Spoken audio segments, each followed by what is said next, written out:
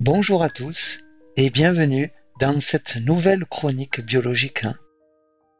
Une chronique qui vous conduira de deux jumeaux bovins de sexe opposé à la découverte d'une étrange hormone qui élimine les ébauches femelles au cours du développement prénatal. Dans cette chronique, je vais vous raconter une étonnante histoire scientifique au cours de laquelle vous rencontrerez deux faux jumeaux bovins de sexe opposé, des lapins géants des Flandres, une lapine baptisée Céleste et une famille dont les 3 fils sont pourvus d'un utérus. S'il fallait trouver un début à cette histoire scientifique, on pourrait démarrer en 1916 avec les travaux de 2 équipes d'embryologistes, celle de Keller et Tandler en Autriche et celle de Frank Lely aux États-Unis. Ces 2 équipes vont s'intéresser de près aux jumeaux bovins lorsqu'ils sont de sexe opposé. En effet, un phénomène est bien connu des producteurs laitiers. Lorsqu'une vache donne naissance à des jumeaux de sexe opposé, le jumeau mâle est normal, alors que le jumeau femelle est le plus souvent stérile, dépourvu d'utérus et présentant des ovaires atrophiés ou parfois même absents. Le développement de ce jumeau femelle aboutira donc à une génisse stérile. Et comme une telle génisse peut passer extérieurement pour une femelle normale, un éleveur malhonnête peut dissimuler à un acheteur éventuel que cette génisse est en fait incapable de donner naissance à des veaux. Cette génisse stérile, issue d'une gestation gémellaire où les 2 jumeaux sont de sexe opposé, fut appelée Free Martin en Grande-Bretagne. Ce terme de Free Martin vient peut-être du dialecte écossais fairy, qui veut dire stérile, et mart, qui désigne un bovin destiné à la boucherie et vendu à la foire de la Saint-Martin. Les scientifiques utilisent donc ce terme de Free Martin pour désigner ces génisses stériles dont le jumeau est un mâle. Les observations et les expérimentations conduites simultanément en 1916 et 1917 par l'équipe de Keller et par celle de Frank Lely sur les Free Martins vont montrer que dans les portées gémellaires où les 2 jumeaux sont de même sexe, c'est-à-dire où l'on a soit 2 fœtus mâles, soit 2 fœtus femelles, il n'y a pas d'anomalie de type Free Martin. Dans les portées gémellaires où les 2 jumeaux sont de sexe opposé, s'il n'y a pas d'anastomose vasculaire, c'est-à-dire s'il n'y a pas de communication par voie sanguine entre les placentas des 2 jumeaux, le fœtus femelle est normal. En revanche, dans le cas des Free Martins, les placentas des 2 jumeaux de sexe opposé sont connectés entre eux par des anastomoses vasculaires. Dans des articles publiés en 1916 et 1917, Keller en Autriche et Lely aux États-Unis tentent d'expliquer les anomalies des Free Martins en formulant l'hypothèse suivante. Des hormones sexuelles produites par le fœtus mâle doivent être transportées par ces connexions vasculaires placentaires et ces hormones sexuelles mâles doivent exercer un effet masculinisant sur les voies génitales du fœtus femelle. Ainsi, les premières hypothèses concernant la différenciation sexuelle furent émises à partir de ces observations de gestation gémellaire bovine. 30 ans après les publications de Keller et de Lely, le biologiste français Alfred Jost va réaliser des interventions chirurgicales très délicates sur des fœtus de lapin. Et les résultats de ces expériences permettront une avancée majeure dans la compréhension des mécanismes de différenciation sexuelle des voies génitales. Mais avant de vous présenter le remarquable travail d'Alfred Jost, je voudrais revenir sur l'organisation des voies génitales en évoquant le nom de 2 physiologistes allemands du XVIIIe puis du XIXe siècle qui ont laissé leur nom à 2 types de canaux embryonnaires. Le premier physiologiste allemand dont je voulais vous parler est Caspar Friedrich Wolf, qui vécut au XVIIIe siècle et qui fut l'un des fondateurs de l'embryologie moderne. C'est en observant des embryons de poussins que Wolf découvre en 1880 les deux reins primitifs transitoires, qu'on appellera aussi en hommage à ce physiologiste les corps de Wolff. Dans ces embryons de poussins, Wolff identifie aussi les deux canaux issus chacun d'un rein primitif et qui vont servir initialement à l'évacuation des produits de ce rein embryonnaire. En hommage à Wolff, ces deux canaux seront appelés les canaux de Wolff. Les deux reins primitifs et les deux canaux de Wolff, découverts par Wolff dans l'embryon de poussin, se forment également dans l'embryon de mammifère.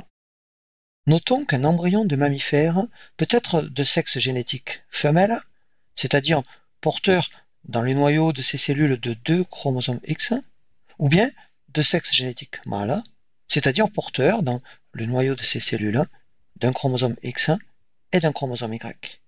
Mais, quel que soit le sexe génétique de l'embryon de mammifère, il se forme au cours du développement embryonnaire deux canaux de Wolff qui convergent vers une structure unique appelée le sinus urogénital. Le second physiologiste allemand que je voulais citer dans cette chronique est Johannes Peter Müller, qui vécut au XIXe siècle. Müller était un médecin, un physiologiste et un professeur d'anatomie comparée. En 1825, alors que Müller n'a que 24 ans, il découvre et décrit dans des embryons de vertébrés deux autres canaux qui cheminent chacun à côté d'un canal de Wolff. Et en hommage à Müller, ces deux canaux seront appelés les canaux de Müller. Ainsi, quel que soit le sexe génétique de l'embryon de mammifère, les deux canaux de Müller sont présents et ils convergent, comme les deux canaux de Wolff, vers le sinus urogénital. Au stade où les voies génitales d'un fœtus de mammifère ne sont pas encore sexuellement différenciées, on trouve, du côté gauche comme du côté droit, un canal de Wolff et un canal de Müller. Et ces deux paires de canaux vont subir une destinée différente selon que le sexe génétique de l'embryon de mammifère est mâle ou femelle. Si le sexe génétique de l'embryon de mammifère est mâle, au cours de son développement fœtal, les deux canaux de Müller vont disparaître, alors que les deux canaux de Wolff vont se maintenir et former la plus grande partie des voies génitales mâles. Ainsi, dans le fœtus mâle, chaque canal de Wolff va former un épididyme, un canal déférent, mais aussi une vésicule séminale, qui est une glande associée aux voies génitales mâles. Si l'embryon de mammifère est de sexe génétique femelle, c'est l'inverse qui va se produire. Et ainsi, au cours du développement du fœtus femelle, les deux canaux de Wolff vont disparaître, alors que les deux canaux de Müller vont se maintenir et former la plus grande partie des voies génitales femelles, c'est-à-dire les trompes, l'utérus et la partie supérieure du vagin. Retenez donc que les canaux de Wolff sont les précurseurs de voies génitales mâles et que les canaux de Müller sont les précurseurs de voies génitales femelles. Le maintien et la différenciation des canaux de Wolff ainsi que la disparition des canaux de Müller font partie du processus de masculinisation des voies génitales. Le maintien et la différenciation des canaux de Müller ainsi que la disparition des canaux de Wolff font partie du processus de féminisation des voies génitales. Notez qu'au stade où l'embryon possède à la fois deux canaux de Müller et deux canaux de Wolff, les deux gonades, c'est-à-dire les deux glandes génitales, sont présentes, mais elles ne sont pas encore différenciées en testicules ou en ovaires. Et selon le sexe génétique de l'embryon, les deux glandes génitales encore indifférenciées vont former soit deux testicules chez le mâle, soit deux ovaires chez la femelle. En 1990, l'équipe londonienne de Peter Goodfellow, en collaboration avec l'Institut Pasteur, identifie un gène porté par le chromosome Y et appelé le gène SRY. Le sigle SRY signifie Sex Determining Region of the Y, c'est-à-dire la région de détermination sexuelle portée par le chromosome Y. L'expression du gène SRY dans la glande génitale indifférenciée de l'embryon de mammifère va conduire cette gonade à se différencier en testicules. Et en l'absence de chromosome Y, et donc en l'absence de gène SRY, puisque ce gène est porté par le chromosome Y, la glande génitale indifférenciée de l'embryon va se différencier en ovaire. Les mécanismes qui orientent le devenir mâle ou femelle de la gonade indifférenciée sont complexes, mettant en jeu un grand nombre de gènes. Et l'objectif de cette chronique n'est pas de les présenter. L'organisation anatomique du testicule doit être brièvement abordée afin de comprendre la suite de cette chronique. Le testicule est une glande formée par de très nombreux tubules séminifères dans lesquels se déroulera à partir de la puberté le processus de spermatogenèse, c'est-à-dire de formation des spermatozoïdes. On trouve dans la partie basale de la paroi de chacun de ces tubules séminifères des cellules germinales appelées des spermatogonies. Au cours de mitoses successives, puis des deux divisions de la méiose, se formeront, à partir des spermatogonies, des spermatozoïdes qui seront libérés dans la lumière centrale des tubules séminifères. Ces spermatozoïdes produits dans le testicule de l'adulte seront déplacés ensuite dans les voies génitales mâles en parcourant d'abord un long canal présent dans l'épididyme.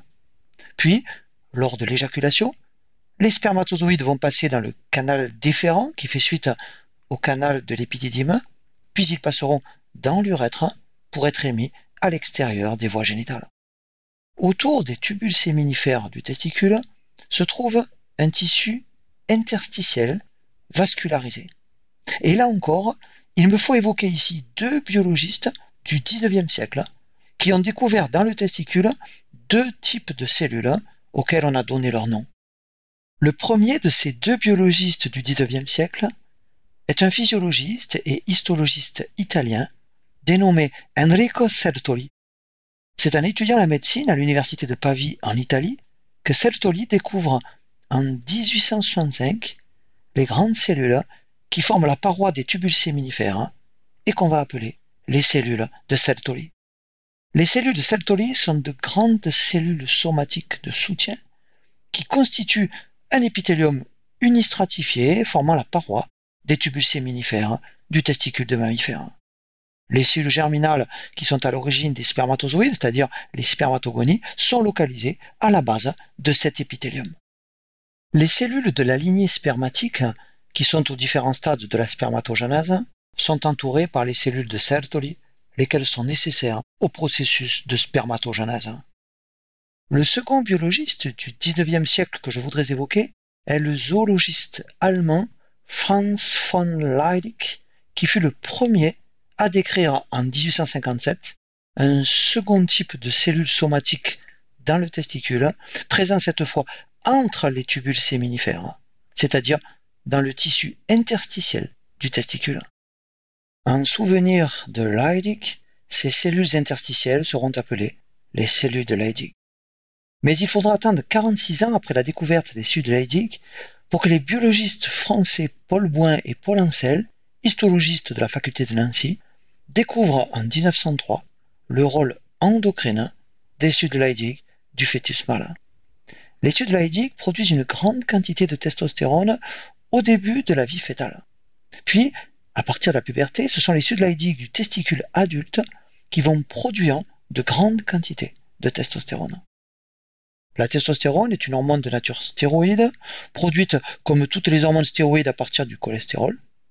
Et la testostérone va agir dans ces cellules cibles en y entrant, puis en se fixant sur le récepteur des androgènes, qui est localisé au départ dans le cytoplasme des cellules cibles. Et ce récepteur des androgènes lié à la testostérone passera ensuite dans le noyau pour contrôler la transcription de gènes cibles. Pendant près d'un demi-siècle, la testostérone va être considérée comme la seule hormone produite par le testicule du fœtus jusqu'à ce que les travaux d'Alfred Jost viennent révéler l'existence d'une seconde hormone testiculaire fœtale. Mais revenons un instant sur le jeune embryon en développement dans le cas de l'espèce humaine. Lors de la 7e semaine de développement embryonnaire, les cellules de Sertoli vont se différencier et dès que ces cellules sertoliennes deviennent fonctionnelles, les canaux de Müller cessent de s'allonger. vers la 9e semaine de développement, ces canaux de Müller vont disparaître, empêchant ainsi la formation de voies génitales femelles. Dans le testicule fœtal, c'est lors de la 8e semaine de développement que les sucs de Leydig du testicule fœtal apparaissent tout autour des tubules séminifères. Et dès qu'apparaît ce second type cellulaire somatique du testicule, les canaux de Wolff poursuivent leur développement et vont conduire à la formation progressive des voies génitales mâles. Voici venu le moment de présenter le travail d'Alfred Jost. Nous sommes en 1942 et Alfred Jost, ancien élève de l'École normale supérieure et agrégé de sciences naturelles, démarre sa thèse de science dans le laboratoire du professeur Robert Courrier au Collège de France. Jost cherche à comprendre le rôle du testicule dans le développement des voies génitales. Et pour cela, il va explorer les conséquences développementales d'une castration de fœtus. Il s'agit donc d'enlever la gonade de fœtus et d'observer ensuite les conséquences de cette castration sur le développement de leur voie génitale. Pour réaliser ces expériences, Jost va se procurer des lapins géants des Flandres, une race de lapins dont la croissance est très rapide. La taille des fœtus de lapins géants des Flandres est donc un peu plus grande que celle des fœtus de lapins classiques, ce qui facilite un peu l'intervention chirurgicale de castration de fœtus. Jost va castrer des fœtus de sexe génétique mâle ou femelle lors d'une fenêtre temporelle stricte, c'est-à-dire à un stade où le sexe gonadique est reconnaissable par une étude histologique de la gonade, mais avant que les voies génitales ne soient différenciées. Jost va donc tenter de mettre au point une méthode de castration de jeunes fœtus de lapin. Et ce type d'expérimentation sur des fœtus va se révéler être d'une grande difficulté. Il va en effet lui falloir ouvrir les flancs du fœtus pour en extraire sa gonade, puis réintégrer ce fœtus castré dans l'utérus de sa mère, en espérant obtenir la survie du fœtus pendant au moins quelques jours. Mais l'utérus accepte mal d'être ouvert au stade précoce de la gestation, ce qui provoque des contractions utérines et l'expulsion des fœtus castrés. 2 longues années vont ainsi être nécessaires à Jost pour mettre au point cette délicate technique expérimentale. Mais lorsqu'il parvient enfin à conserver quelques jours des fœtus castrés à l'intérieur de l'utérus de leur mère, les premiers résultats s'avèrent décevants. En effet, dans ces premières expériences, la castration des fœtus n'a aucun effet sur le développement de leur voie génitale. Cependant, Jost ne se laisse pas abattre par cet échec et il va tenter de répéter ces expériences en opérant cette fois des fœtus de lapin plus jeunes, malgré les difficultés techniques encore plus importantes de ce type d'expérimentation. Et comme je vais vous l'exposer, les efforts de Jost seront finalement récompensés. Voici les résultats de ces expériences historiques que Jost publie en 1947 et qui sont réalisées à partir de 3 lots expérimentaux de fœtus de 20 jours, dont les voies génitales seront observées 8 jours après être intervenues chirurgicalement sur ces fœtus de lapin. Dans un premier lot expérimental, il castre des fœtus mâles et des fœtus femelles, c'est-à-dire qu'il leur enlève leurs 2 testicules ou bien leurs 2 ovaires. Et Jost observe que 8 jours après la castration, aussi bien dans les fœtus mâles castrés que dans les fœtus femelles castrés, les 2 canaux de Wolff ont régressé, alors que les 2 canaux de Müller se sont maintenus. Donc, lorsqu'un fœtus est privé de gonades, ces gonades pouvant être mâles ou femelles, les voies génitales du fœtus se féminisent. C'est donc la présence d'un testicule qui, normalement, dans un fœtus mâle, provoque la masculinisation des voies génitales. Cette virilisation des voies génitales doit se faire sous l'influence d'hormones testiculaires. En l'absence de testicules, et donc en l'absence d'hormones testiculaires, on observe donc une féminisation des voies génitales. Et cette expérience montre aussi que la féminisation des voies génitales ne nécessite aucune hormone ovarienne. Le deuxième lot de l'expérience de Jost est constitué par des fœtus femelles dans lesquels on a greffé près de l'ovaire gauche le testicule d'un fœtus âgé de 21 jours. Et 8 jours après, du côté gauche du fœtus, le canal de Müller est absent et le canal de Wolff s'est développé. Le testicule fœtal greffé près de l'ovaire a donc exercé un double effet du côté du corps où il a été placé, puisqu'il a permis d'une part le maintien du canal de Wolff et d'autre part la régression du canal de Müller. Et si les toutes premières expériences de Jost avaient échoué, c'est que la castration avait été pratiquée trop tard chez les fœtus, si bien que le testicule avait déjà eu le temps d'exercer son influence sur les voies génitales, et cette influence était irréversible. On peut alors se demander si la double influence qu'exercent les testicules sur les voies génitales, c'est-à-dire maintenir les canaux de Wolff et induire la régression des canaux de Müller, est due à une seule et même hormone testiculaire. En 1947, au moment où Jost publie ses résultats, la testostérone est connue comme étant la seule et unique hormone produite par le testicule fœtal. Jost va donc étudier un troisième lot de fœtus de lapin, des fœtus femelles, dans lesquels il a implanté près d'un ovaire un cristal qui diffuse de la testostérone. Et Jost observe 8 jours après que les 2 canaux de Wolff de ces fœtus femelles se sont maintenus pour former des voies génitales mâles. Les voies génitales mâles se sont développées à partir des canaux de Wolff. La prostate et le pénis vont aussi se développer comme chez un fœtus mâle, mais les 2 canaux de Müller n'ont cette fois pas régressé et ils vont former des voies génitales femelles. La testostérone seule ne suffit donc pas à reproduire l'effet d'un testicule fœtal sur les canaux de Müller. La testostérone n'est donc pas la seule hormone testiculaire fœtale responsable de la différenciation sexuelle masculine.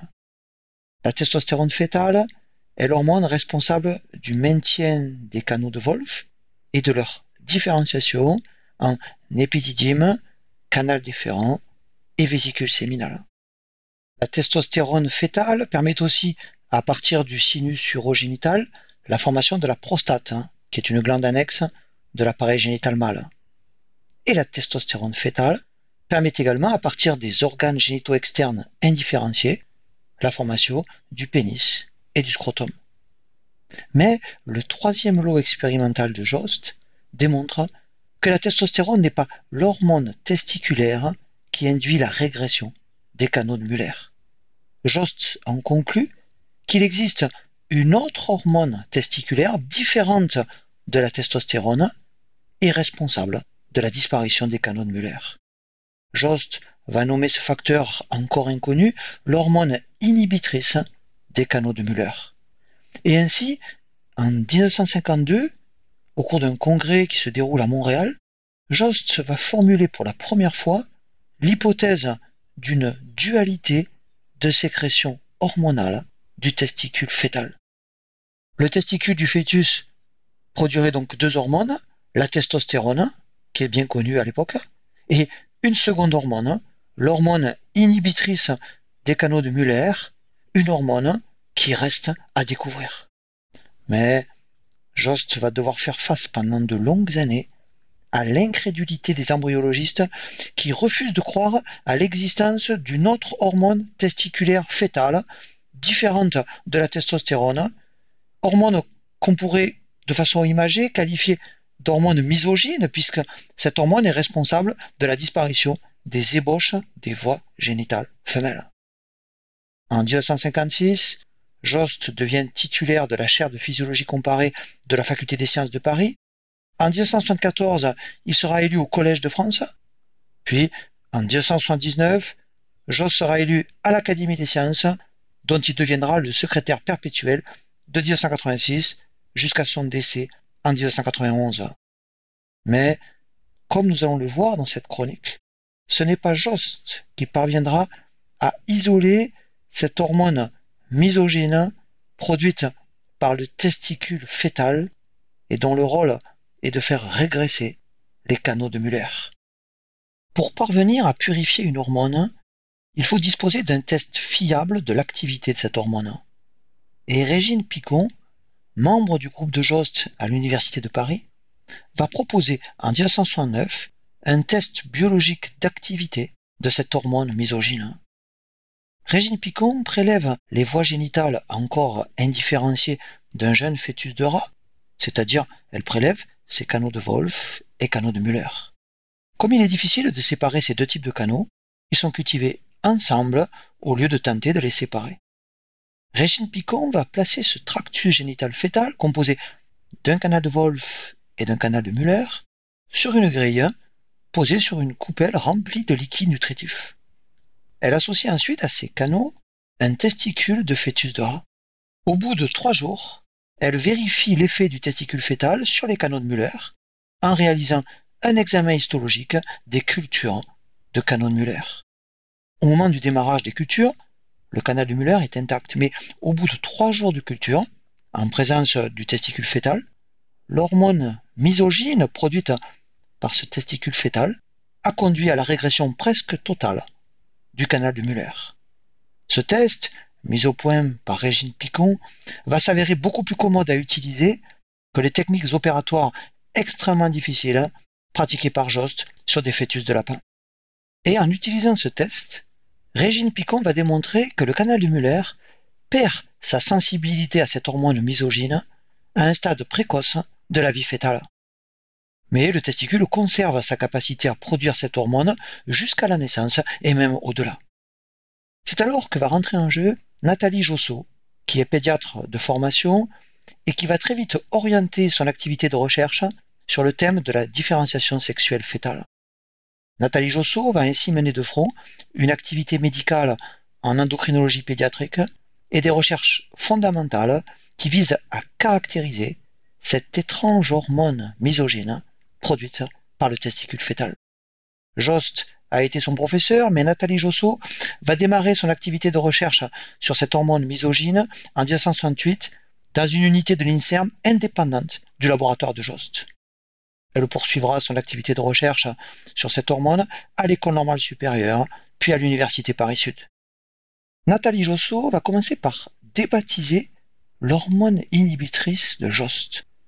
Pour les Américains, cette hormone inhibitrice s'appelait MIS ou MIF pour Mullerian Inhibiting Substance ou Mullerian Inhibiting Factor, c'est-à-dire substance ou facteur exerçant un effet inhibiteur sur les canaux de Müller.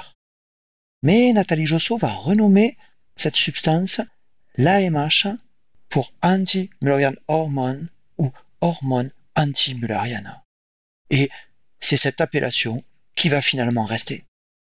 Au début des années 1970, Nathalie Josso va utiliser le test de Régine Picon pour déterminer si l'AMH est produite par les tubules séminifères ou bien par les cellules interstitielles, c'est-à-dire les cellules de Leydig qui sont localisées entre les tubules séminifères.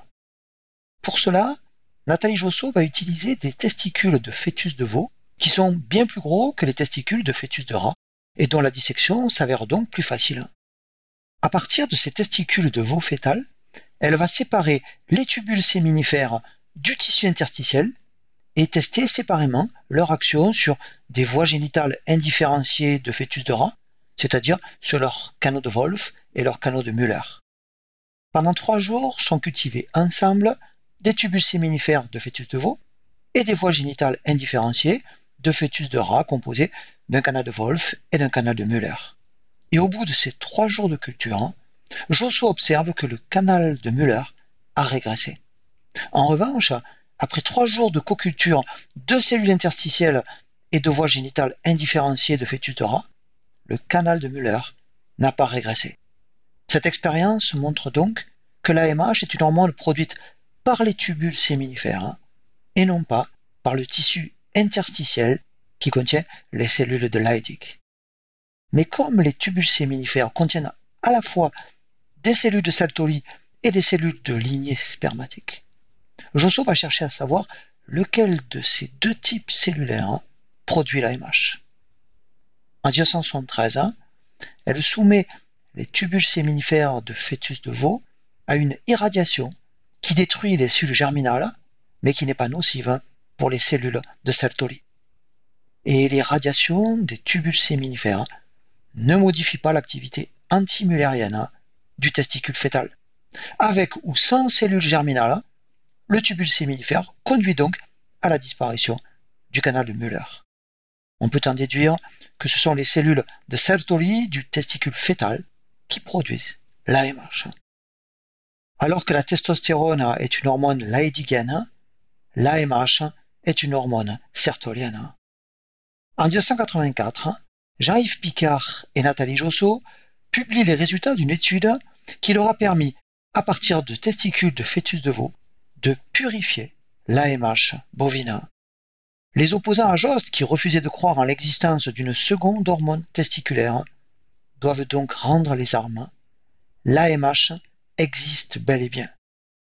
Il s'agit d'une glycoprotéine formée par deux sous-unités identiques reliées entre elles par des ponts disulfurants. Et l'AMH appartient à une famille de protéines dimériques dont le membre le plus connu est le TGF-bêta ou Transforming Growth Factor Beta. Dans cette famille du TGF-bêta, on trouve aussi les activines et les inhibines, ainsi que les BMP ou Bone Morphogenetic Proteins, qui sont des facteurs de croissance intervenant dans le développement.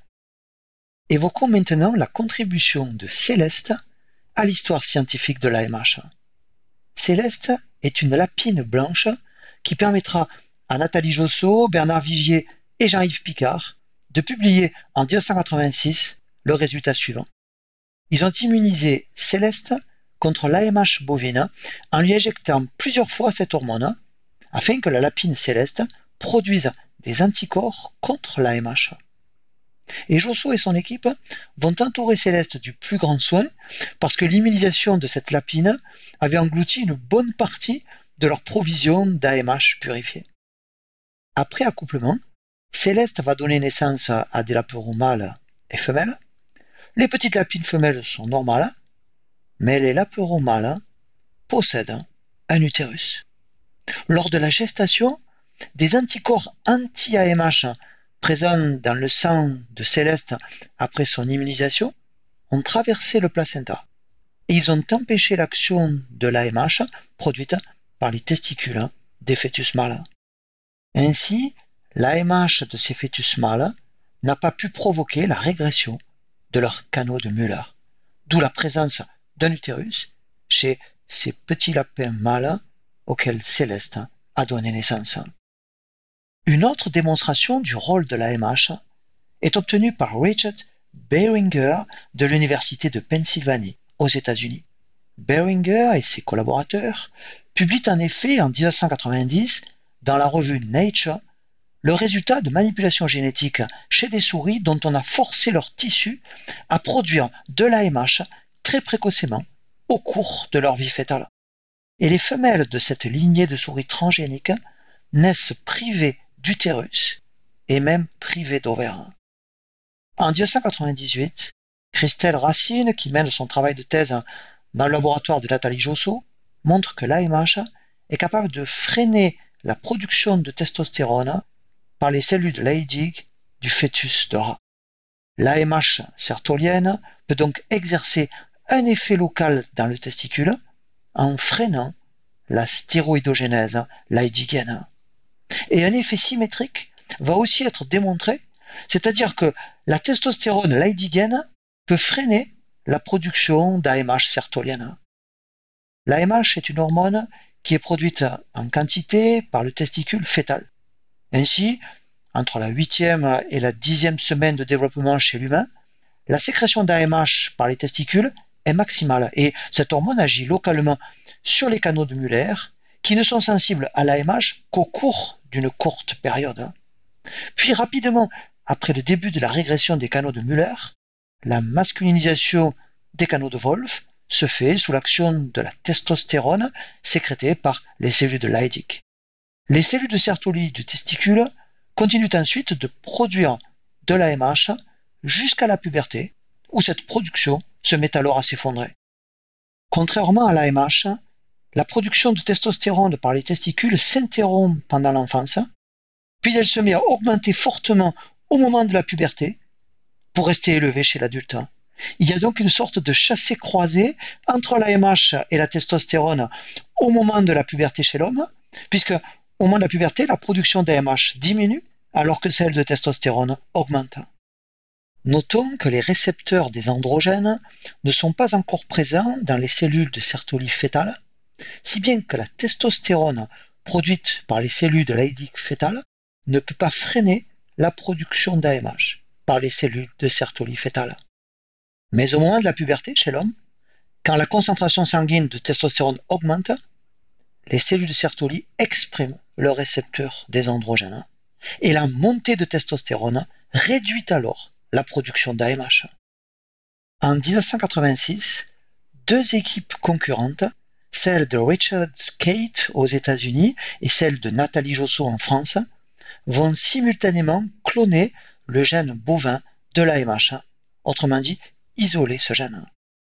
Et cette même année 1986, Jean-Yves Picard et Nathalie Josso identifient enfin dans l'espèce humaine le gène de l'AMH. Il s'agit d'un gène autosomal localisé sur le chromosome 19. Dans son livre paru en 2017 et intitulé « Le sexe des anges, une histoire d'hormones », Nathalie Josso écrit à propos de cette découverte du gène de l'AMH « Monsieur Jost était aux anges. Connaître le chromosome porteur du gène de son hormone inhibitrice, dont tant de collègues avaient nié l'existence, lui procurait une joie extrême. » Richard Kate va ensuite rejoindre l'équipe de Josso et c'est au sein de cette équipe française qu'il va identifier en 1994 chez le lapin le gène du récepteur de l'AMH. En cette même année, 1994, l'équipe hollandaise d'Axel Temen à Rotterdam identifie le récepteur de l'AMH chez le rat. Et on connaît bien aujourd'hui le mécanisme complet de transduction qu'utilise l'AMH pour agir dans ces cellules cibles. L'AMH est sécrétée sous la forme d'un précurseur qui a 70 kDa de poids moléculaire et 560 acides aminés chez l'humain. Ce précurseur va se dimériser, formant chez l'humain un dimère de 140 kDa, puis ce dimère subit un clivage protéolytique qui lui permet de devenir actif. Cette forme active de l'AMH se lie alors à son récepteur spécifique, un récepteur membranaire dimérique qu'on appelle le récepteur de type 2, ce récepteur étant pourvu d'une activité sérine-tréonine kinase. Ce récepteur dimérique de type 2 se lie alors à un autre récepteur membranaire dimérique appelé le récepteur de type 1 ou ALK pour Activin Receptor-like Kinase, c'est-à-dire une kinase du type récepteur de l'activine.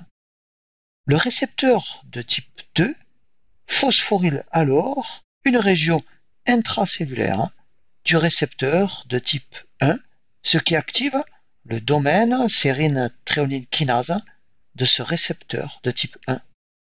Le récepteur de type 1 permet alors de recruter et de phosphoryler des protéines intracellulaires spécifiques qu'on appelle les protéines SMAD. Ces protéines SMAD, phosphorylées par le récepteur de type 1, sont ensuite transloquées dans le noyau pour réguler l'expression des gènes cibles de l'AMH. C'est par exemple par cette voie de signalisation que l'AMH conduit à l'apoptose des cellules des canaux de Müller, c'est-à-dire au déclenchement d'une forme de mort cellulaire programmée, aboutissant à la destruction des canaux de Müller. Contre toute attente, l'AMH n'est pas produite exclusivement par les testicules, elle est produite aussi par les ovaires. Contrairement au testicule fœtal qui produit très tôt de l'AMH, l'ovaire fœtal ne commence à produire de l'AMH qu'en fin de gestation, c'est-à-dire lorsque les follicules présents dans l'ovaire ont atteint un degré de maturation suffisant. À ce moment-là du développement fœtal, les canaux de Müller ont déjà formé les voies génitales femelles, lesquelles ont alors perdu toute sensibilité à l'AMH. Et ainsi, au cours du développement du fœtus femelle, la production d'AMH par les ovaires est différée jusqu'au moment où l'appareil génital devient réfractaire à l'action de cette hormone antimüllérienne. Chez les Free Martins, abordés au début de cette chronique, les placentas des deux jumeaux de sexe opposé sont unis par des connexions vasculaires. Et l'AMH, produite par les testicules du fœtus mâle, peut passer par ces connexions vasculaires du fœtus mâle au fœtus femelle, conduisant alors à la régression des canaux de Müller du fœtus femelle. Et ainsi, la petite génisse Free-Martin sera dépourvue d'utérus.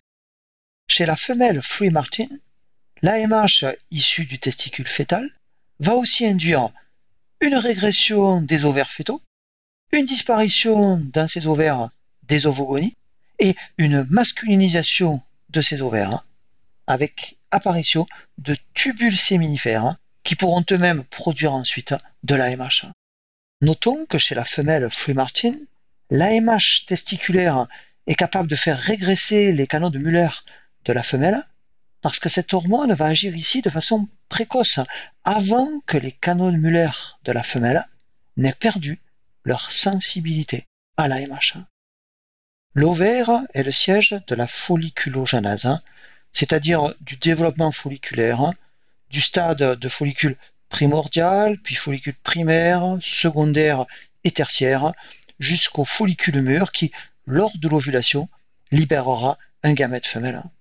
Un follicule est constitué d'un ovocyte central entouré de cellules somatiques qu'on appelle les cellules de la granulosa et qui sont l'équivalent des cellules de Sertoli du testicule. Les follicules primordiaux et les follicules primaires sont les follicules les plus petits et ils constituent la réserve de follicules en vue des ovulations ultérieures qui se produisent à chaque cycle ovarien. Dans l'ovaire, ce sont les cellules de la granulosa des follicules en croissance qui produisent l'AMH. Chez la femelle, l'AMH est produite par l'ovaire non seulement en fin de gestation, mais aussi après la naissance, puis pendant la vie adulte. Et l'AMH ovarienne va freiner la transition des follicules primordiaux vers les follicules primaires. L'AMH protège en quelque sorte les follicules en croissance d'une maturation prématurée. Comme l'AMH ovarienne est produite essentiellement par les petits follicules, le taux circulant d'AMH est un reflet du nombre de follicules de la réserve ovarienne. La ménopause survient lorsque l'ovaire a épuisé toute sa réserve folliculaire. Notons que l'invalidation du gène de l'AMH chez des souris transgéniques conduit à un épuisement accéléré de cette réserve folliculaire. L'AMH ovarienne serait donc une sorte de gardien endocrinien de la réserve folliculaire ovarienne. À partir de 25 ans chez la femme, l'AMH décline pour atteindre des niveaux indétectables à la ménopause. Un dosage sanguin d'AMH chez la femme peut ainsi permettre d'évaluer le temps dont la femme dispose avant d'être ménopausée, c'est-à-dire avant d'avoir épuisé sa réserve folliculaire. Et le dosage de l'AMH est utilisé dans les centres de procréation médicalement assistée pour évaluer les chances de succès d'une fécondation in vitro. Moins il y a d'AMH dans le sang de la femme et moins la fécondation in vitro a de chances de réussir. Pour clôturer cette chronique, découvrons une dernière histoire étonnante qui concerne une famille d'origine marocaine vivant à Bruxelles, en Belgique. À la fin des années 1980, à l'hôpital universitaire de la reine Fabiola, à Bruxelles, un chirurgien opère en urgence un enfant de 6 ans pour une hernie étranglée. Et au lieu de l'anse intestinale attendue, le chirurgien est surpris de découvrir un utérus qui s'est glissé dans le scrotum. Cet utérus inattendu a été entraîné par le testicule lors de la descente testiculaire qui se produit normalement en fin de vie fœtale. Poussant plus loin son enquête, ce chirurgien examine le frère aîné de cet enfant et il se rend compte par palpation que le scrotum de ce frère aîné ne contient pas de testicules. Il opère alors ce frère aîné et découvre aussi chez ce garçon un utérus, mais cette fois, cet utérus maintient les testicules en position haute dans l'abdomen. La mère de ces deux garçons est enceinte et, quelques mois plus tard, elle accouche d'un troisième garçon qui lui aussi possède un utérus. Ces trois frères sont atteints de PMDS, ce sigle signifiant syndrome de persistance des canaux de Müller. Et le syndrome de PMDS est un type de pseudo-hermaphrodisme masculin. Dans la littérature médicale ancienne, les hommes atteints par ce syndrome de PMDS étaient appelés les hommes à utérus. Ces hommes atteints de PMDS sont extérieurement parfaitement masculinisés. Ils font une puberté masculine, normale, et ils mènent une vie sexuelle normale, mais ils sont souvent stériles, par exemple, parce que les testicules ne sont pas descendus. Rien ne laisse penser, cependant, quand on les observe extérieurement, que ces hommes possèdent dans leur cavité pelvienne des organes dérivés de leurs canaux de Müller, c'est-à-dire un utérus, mais aussi des trompes.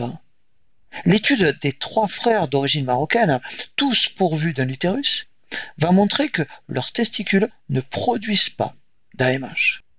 Leur chirurgien va envoyer l'ADN de cette famille au laboratoire de Nathalie Josso, où travaille Jean-Yves Picard. Et c'est ainsi qu'en 1991, Jean-Yves Picard découvre la première mutation du gène codant l'AMH. Puis, dans les 2 décennies qui suivront, Jean-Yves Picard fera l'étude de 155 familles atteintes de PMDS. 80 de ces familles sont atteintes de mutations du gène codant l'AMH et 75 autres familles sont porteuses de mutations du gène codant le récepteur de l'AMH. Dans ces familles, la plupart des cas ont été découverts par hasard lors d'une intervention chirurgicale ou bien lors d'une recherche systématique chez les frères de garçons dont on avait précédemment décelé la présence d'un utérus. Le PMDS est une forme rare d'anomalie du développement sexuel et il fait partie de ce que l'on appelle en jargon médical DSD pour Disorder of Sex Development, c'est-à-dire trouble du développement sexuel.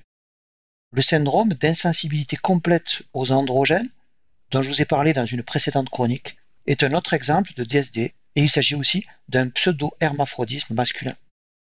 Le PMDS, ou syndrome des hommes à utérus, est une affection héréditaire récessive qui peut être due soit à une mutation du gène codant l'AMH, soit à une mutation du gène codant le récepteur de type 2 de l'AMH.